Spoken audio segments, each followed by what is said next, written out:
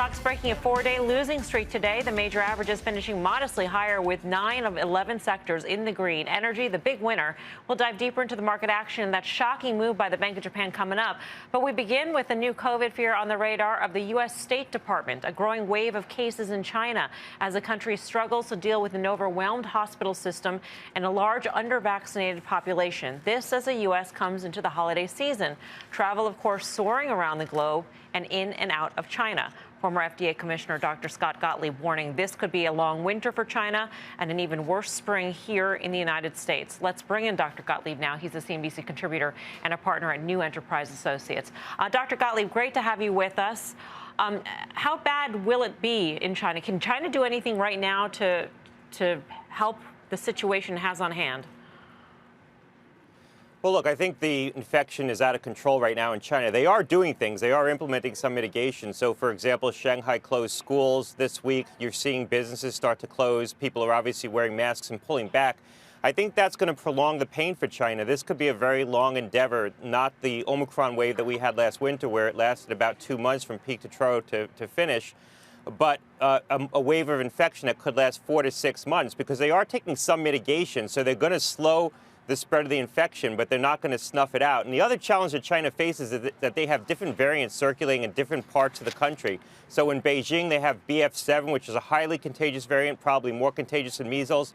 In other parts of the country, they have BQ1.1, which is what's spreading here, and BA5. They also have XBB, another variant that has immune escape features. And so they could have a situation where they resolve the infection in one part of the country, and then that part of the country gets reinfected with another variant that might have been spreading in another region. Right. They've also got a large elderly population, which is largely unvaccinated. They've got a big population of people with diabetes as well, so an underlying condition. And then on top of all of this, there's vaccine nationalism, Dr. Gottlieb. And we heard from our CEO of Moderna, Stefan Bancel, who said that he had been in talks with Beijing about possibly delivering his mRNA vaccine there. But at this point, could that help if Xi Jinping suddenly said, you know what, let's embrace the Western vaccine? Will that ameliorate the situation? Look, I think it's probably too late, because they would need to deploy at least one, probably multiple doses. I'm on the board of Pfizer. There had been discussions early on about licensing the BioNTech-Pfizer vaccine through a subsidiary in China, and a deal was cut to do that, and China ultimately pulled back from that. I think it's a little bit difficult right now and late to get a Western vaccine into that market. They are developing their own mRNA vaccines, but again, they're not close to market. The one thing they are doing is trying to bring the antiviral drugs into China right now. But as you said, the elderly population is under-vaccinated. Only about 69% of those over the age of 65 have had a booster. Only about 40% of those over the age of 80. So the most vulnerable people in the population are under-vaccinated, similar to Hong Kong. And if you remember, Hong Kong had that devastating wave of Omicron last March, where at the peak of the wave, 1 in 20 people were dying of the infection, largely because the people who were most vulnerable, the elderly population in Hong Kong, were the ones who were least likely to be vaccinated and boosted. It's very similar in China. There are cultural reasons why the older population has not gone out and gotten vaccinated at the same rates that the younger population has. Walk us through why you think it's going to be a terrible spring for the United States because of this spread in China. Is it because there are going to be new variants for which we are not vaccinated against here? I mean, is the spread of COVID there amongst an unvaccinated population, does that yield variants that are more virulent? Yeah, well, I don't necessarily think we're going to have a difficult spring. I think it remains to be seen. It's too early to determine. The reality is that there are other variants circulating here. BF7, as I mentioned, XBB, 2 variants that probably are going to escape the existing vaccines and escape the immunity that people are acquiring as they get infected with BA5 and BQ1.1 and BQ1, the 2 variants of BA5. So we're going to be vulnerable to those 2 variants. Now, they're already circulating here, but they're circulating in a higher proportion in China. So China does become a global repository for variants that are worrisome. We don't have vaccines that are probably going to be highly protective against those new variants, the XBB and the BF7. Right now, XBB is about 5% of infections here in the U.S. It's been pretty level for the last 4 weeks. But that's the one that we're worried about for this spring, that and BF7. There'll be a meeting of FDA after the new year where they're going to discuss whether or not they try to prep a vaccine booster based on those new variants to have in our back pocket, at least for the elderly population and those who are immunocompromised, to protect them in the event that those 2 new variants do start to spread in the spring. I think it's a little early to say that that's going to happen, but it's certainly a risk for the future. Dr. Gottlieb, it's Karen Feinerman. Thanks for being on. How do you think we're going to look at COVID 2 or 3 years from now? Is this going to be something that, just like the flu, you get vaccinated for, a lot of people get it? Or how do you think it will evolve? Yeah, I think we're seeing it already evolve. Right now, there are 30,000 hospitalizations from COVID. This time last year, there were 60,000 hospitalizations. This time 2 years ago, there were 100,000 hospitalizations. And remember, that was over a period of time when we were taking a lot of personal precautions to prevent ourselves from getting infected. So I think you're starting to see COVID become like the other circulating respiratory pathogens in the wintertime. And right now, flu is comprising a higher proportion of the people who are being hospitalized than COVID. That said, there are people who are going to be excessively vulnerable to COVID, and they'll probably remain excessively vulnerable. We know that COVID is particularly dangerous in the elderly, and it's particularly dangerous in those who are immunocompromised. So for those individuals, we're going to have to continue to make sure that we have up-to-date vaccines, we have therapeutics available. I think everyone should be getting vaccinated, but particularly for the vulnerable population, they're going to have to take more steps to protect themselves, like they do with flu. But for certain populations, particularly the elderly population, COVID does appear to be more dangerous right now than the flu. Dr. Gottlieb, thanks so much for joining us. Always great to have you on. Thanks a lot. Dr. Scott Gottlieb. And of course, we're talking about this because obviously there are clear ramifications when it comes to the impact on global GDP, when it comes to the impact on supply chains. We thought we were through the worst of the supply chain issues, and here we are again. We might be yet another lockdown or shutdown away from another snarl here, Tim. Think about China's role in volatility in China, econ, and what it's meant for global inflation, what it's meant for, reflation. First of all, China's really aggressively opening in 2020 and eased a lot of supply chain pressures. We all know what China has done to supply chain pressures on the other side, and where they've been an inflationary impact at a time we had no room for it. But I think a lot of the recent China policy and the reopening, and even some of this resurgence that may make this a little bit of a standoff. China's growth is not something that I think is going to really come back until the latter part of next year. And I think if you think about the impact that has on commodities and global demand, this is something that I think is going to be a lot more stubborn and a lot more sluggish than we have. I think it's very good for EM, and let's not forget, this is the one central bank in the world that actually has easing and policy that is very different from the other three of, say, the G4. Yeah, you know what this really reminds me of, though? Post-financial crisis. I mean, think about all of the monetary and the fiscal that happened here, and then it started rolling. It went to Europe. I mean, we were still dealing with the reverberations of our financial crisis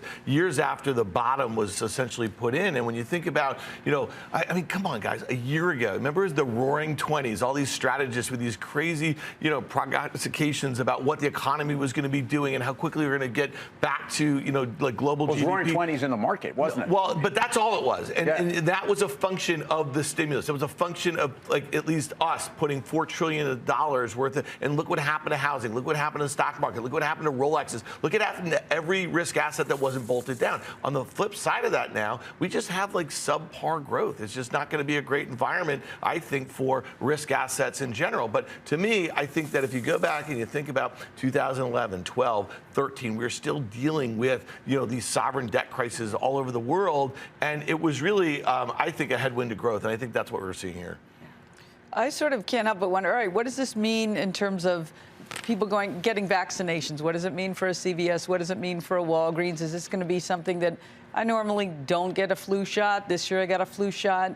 I probably will continue to get booster shots. Right, and you probably picked up like a pack of gum or exactly. something on the way, yeah. And so what may National have been Enquirer, just possibly?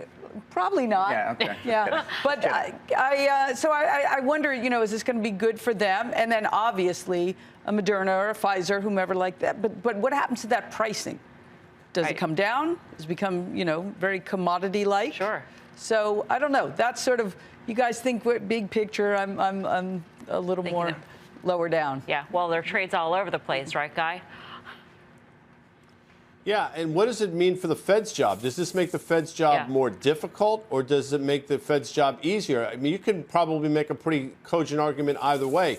Easier in terms of, maybe inflation wanes on the back of this on a demand thing, but maybe more difficult if supply chains become a problem again. And quite frankly, I don't know the answer. So I think it has ramifications for our market in terms of what it potentially could mean for Chinese demand, and subsequently, what does it mean for the multinationals that have such a presence there? I don't know, but the interesting thing is, I don't know the answer to it right now. I really don't. I think it, but if I had to guess, I think it makes the Fed's job more difficult.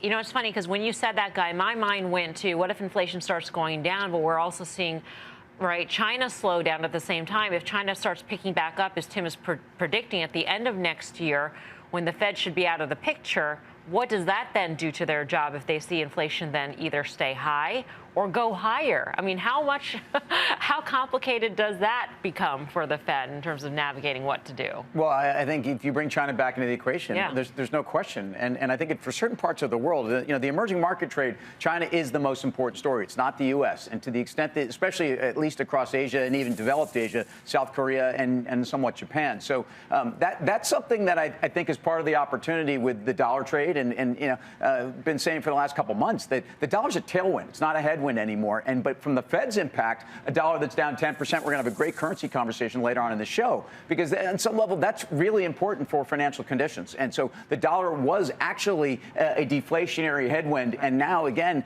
dollar may not be the Fed's best friend. Right. Karen, yesterday we were talking about pre-pandemic levels and what is different now versus during the pandemic and before the pandemic. So if you think about before the pandemic, China was still a growth engine, right? Mm-hmm. China was fully open. There was an area for growth. And now look at it. So when we think about where things should be priced, do we think that it should get that same valuation for a company that was dependent on China? It seems like it absolutely should not. Because it's not going to be there as that growth engine for some time. Potentially not. I think it's as much of a U.S.-China relations issue as it is a pandemic issue, right? The relations between the two countries were much better then, right? And it wasn't this idea of, all right, they would shut down any U.S. company. But now we're looking at a very different environment, and we're looking at U.S. companies needing, we see Apple needing to say, we got to repatriate our important technology. That's going to be inflationary. That's expensive, and I think they're going to retaliate. It's just fascinating. Mike Wilson, obviously from Morgan Stanley, strategist, has been on the show. He's been really right all year long. He called that tactical rally after being bearish all year in mid-October. Now he's gone the other way. I think he put $180 in S&P earnings for next year. So think about that. You want to talk about pre-pandemic levels? In 2019, the S&P had $162 in earnings. So if they did his scenario, which most analysts are well above $200 a share, let's say we do 180, that's up 10%. Why shouldn't the stock market with all of these growth headwinds, and think about where rates are relative to 2019. The Fed had tried to raise in 2018, and then they stopped. I think, stock valuations are just still way too high. So to me, I stick to that 3,400 target. I think there's a lot of strategists, a lot of investors who think there's a really good chance the S&P will overshoot and go lower, but you really got to focus on S&P earnings. And if this is going to be a headwind, if China's going to be a headwind, Europe is not going to be any sort of additive to anything going on with U.S. multinationals. And Tim, you just mentioned the dollar. Fine, it's down 5% or so from its recent highs. It's still up a lot year over year. Yeah, no doubt. But the dollar's a tailwind going forward, no? I mean, the dollar, talking about the dollar's a headwind, we're going to talk about Nike. We're going to talk about FedEx. This is a big part of what they're going to talk about and what it means in constant currency. I'm not worried about the dollar going forward. I think Fed policy has peaked. And I think if you look at the rest of the world, they're catching up. And it doesn't mean that it's going straight down. But I think this is a great thing. But I agree with what you're saying. And I'll add to it. You're going to overshoot to the downside on the multiple, too. So you shouldn't be paying 16, 17 times. It's like, oh, wow, that's a low, relative to what we've been.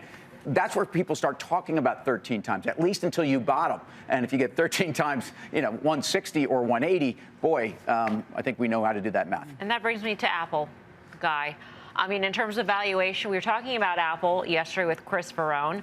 And if we think that China's difficulties with COVID are going to be much longer than we think and more difficult, and there are shutdowns and lockdowns, et cetera, all over the country, I mean, that's just another issue that China has. I mean, forget about getting the Foxconn factory up and running. I mean, they're just another lockdown away from missing estimates yet again.